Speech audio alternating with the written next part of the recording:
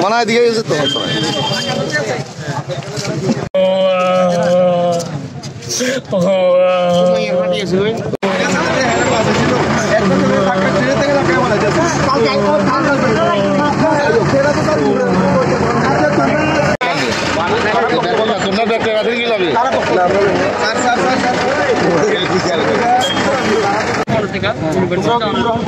আমরা ইউনিভার্সিটি যাব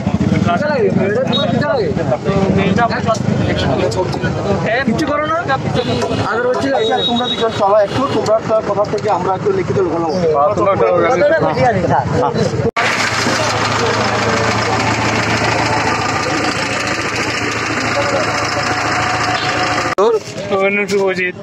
শুভজিৎ কি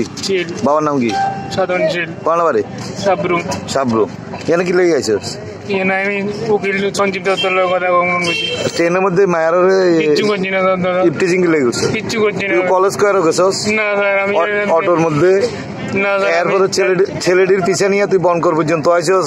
সঞ্জীব দত্ত বাড়ি তো টাউনে কোর্টে তুই বনকর কেন আমি এনে প্রদীপ বৈদ্যের কথা কমন করছি না পিছু কোনটা ঠিক একবার করে প্রদীপ বৈদ্য একবার করে সঞ্জীব দত্তর কথা তো জামু মানে আইসি আমার তুই কি বিয়ে করছস না না ইফটিজিং কেন করতেছস ট্রেনের মধ্যে মেয়েরা তোর ছেলের গুলি করতে আছে তোরে কিচ্ছু করছি না কিছু তুই একদম সাধু মানুষ কি করতাম আমি চুল হয়ে গেছিলাম আইসি শুধু এরপরে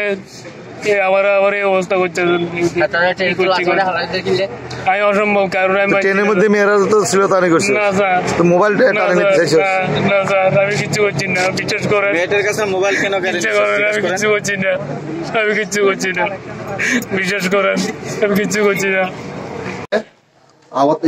সাবরুম থেকে যে ট্রেনটা এইখানে দুইটা স্টুডেন্ট আর একজন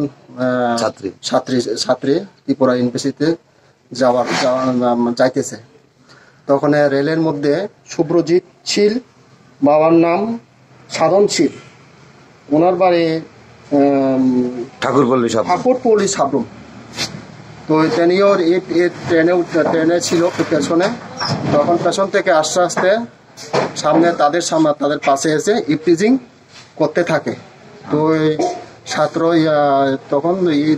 তিনজন ছিল ছাত্র তখন তারা মানে তাদের যে ইফটিজিং এর বিরুদ্ধে আর বিলোনিয়াতে নামে গেছে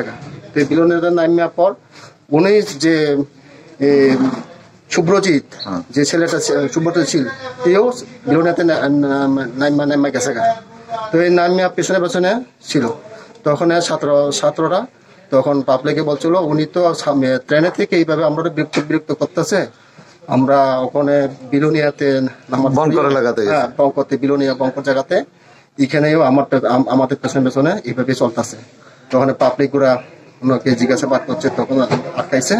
তখন পুলিশকে খবর দিছে তখন পুলিশ আমি গিয়া তখন তানেকে হাতে নিয়ে আসছে আর এই ব্যাপারে এখন উমেন পুলিশ মানে দেখতেছে